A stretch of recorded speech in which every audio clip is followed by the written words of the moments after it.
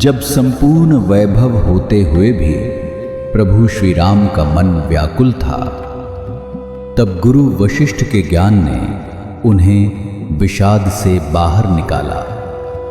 सुनिए बकुल जी की वाणी में। स्वागत है सभी का और बहुत ही खुश हो गए। आत्मज्ञान की तरफ हम जा रहे हैं। आज 18 मार्च है। देखते हैं आज आगे क्या होता है। श्लोक है, तथैव कर्म करणी कामना नास्ति भीमताम, तथैव कर्म संत्यागे कामना नास्ति धीमताम। अर्थ है, बुद्धिमान व्यक्ति में कुछ करने की न इच्छा ही होती है और ना ही इसमें कुछ न करने की इच्छा होती है। कितना भेद वाला वाक्य है, श्लोक का अर्थ है। देखते हैं आगे क्या होता है। अब सूरज के संवाद आगे बढ़ता है। सूरज ने कहा आगे, इस प्रकार वे सभी अत्यंत एकाग्र भाव से ब्रह्मांड के कर्ता का ध्यान करते रहे। फिर उनके शरीर विदीर्ण हो गए और जो कुछ भी शेष रहा उसका जंगली जानवरों ने भक्षण कर डाला। परंतु वे अपनी अशरीरी अवस्था में भी दीर्घकाल तक अर्थात तब तक ध्यान मग्न रहे जब तक कल्प का अंत नहीं हुआ। कल्प के अंत के समय सूरज का ताप प्रखर और असह्य हो गया। बादल भी महागर्जन के साथ फट पड़े और फिर सब कुछ नष्ट हो गया। परंतु वे पवित्र आत्मा अशरीरी अवस्था में भी यह सोचकर ध्यानावस्थित रहे कि हमें ब्रह्मांड का कर्ता बनना है। कितना कठोर तपस्या किया कि उनका शरीर धीरे धीरे करके क्षीण हो गया। फिर वो अशरीरी हो गए, लेकिन उनमें कोई फर्क नहीं हुआ। वो ऐसे ही ध्यान मग्न रहे। उनको फर्क ही नहीं होता था कि वो शरीर में है या नहीं है। नवीन सृष्टि के प्रभात काल में भी वे पवित्र आत्मा उसी स्थिति में रहे तथा उनकी वही आकांक्षा भी रही कि मुझे सृष्टि का कर्ता बनना है। वे सृष्टिकर्ता बन गए। वे 10 सृष्टिकर्ता थे और उनके अपने अपने ब्रह्मांड थे।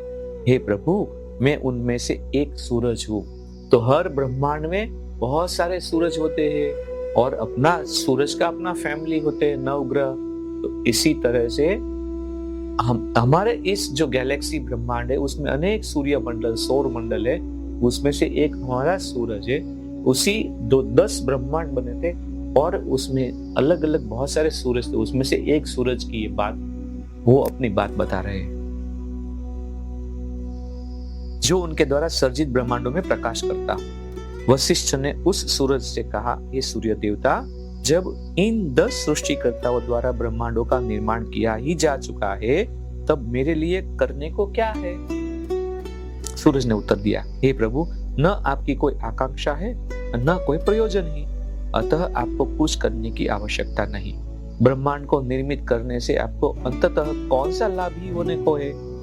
आपके ब्रह्मांड की सृष्टि प्रयोजनहीन खेल के जैसी है, यूजलेस। मतलब जो अगर आप करोगे भी तो उसका कोई यूज नहीं है। सूर्य बिना इच्छा या संकल्प के चमकता है। ताल का जल बिना चाहते हुए सूर्य के प्रकाश को परावर्तित करता है। इसी प्रकार आपकी इच्छा या संकल्प के बिना भी सृष्टि आपसे उत्पन्न होगी ही।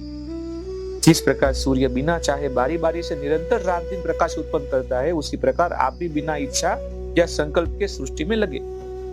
अपने प्रकृत प्रकारों को त्यागने से भी आपको क्या मिल सकता है? बुद्धिमान व्यक्ति में न कुछ करने की इच्छा न होती है और ना ही उसमें कुछ न करने की इच्छा होती। प्रभु, इन पवित्र आत्माओं द्वारा सर्जित इस ब्रह्मांड को आप अपने मानसिक चक्षुओं से देख ही रहे हैं। अपने मन में सर्जित पदार्थों को अपनी आंखों से ही देखा जा सकता है, कोई और उन्हें नहीं देख सकता। जो पदार्थ मन से सर्जित किए जाते हैं वे अविनाशी होते हैं। विनाशी उन्हीं पदार्थों का होता है जो भौतिक वस्तुओं को जोड़ जोड़कर बनाए जाते हैं। अपने मन में जो सत्य दृढ़ता पूर्वक स्थापित होता है, व्यक्ति उसी से बना होता है। वही वह होता है, कुछ और नहीं। तो अब देखो, हम हमारे ब्रह्मांड से भी बाहर और ब्रह्मांड में गए, उनके सर्जनकर्ता की बात हुई। उनमें से उनके प्रतिनिधि जो सूरज थे वो वशिष्ठ को बता रहे थे 10 सूरज में से। तो ये तो बहुत ही गहराई में हम जा रहे हैं। इसी बात के साथ आज इस मणि के को यहाँ पे विराम देते हैं। आगे देखते हैं क्या होगा, कल मिलेंगे हम। तब तक के लिए जय श्री राम। इस ज्ञान यात्रा में हमारे साथ बने रहने के लिए चैनल को सब्सक्राइब करें और बेल आइकॉन दबाएं।